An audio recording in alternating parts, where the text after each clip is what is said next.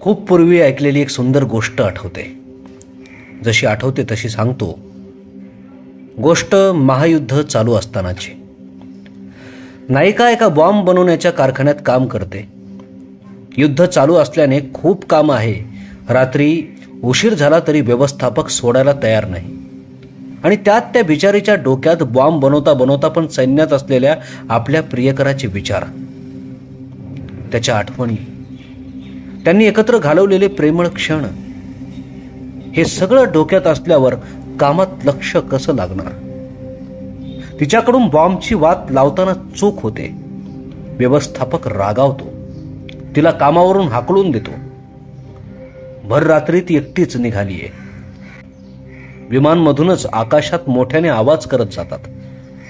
अचानक एक बॉम्ब तिच्या अगदी जवळ येऊन पडतो. ती जागेवरच बसते. कान बंद करून घेते. सगळं काही संपलंय. तिच्या डोळ्यासमोर तिचा प्रियकर येतो. पण खूप वेळ होऊनही बॉम्ब काही फुटत नाही.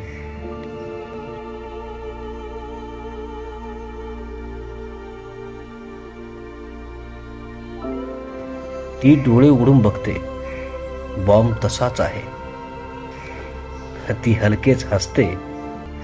तिच्या लक्षात येतं, शत्रू राष्ट्रातही आपल्यासारखाच कोणीतरी असणार जो प्रेमात पडलाय.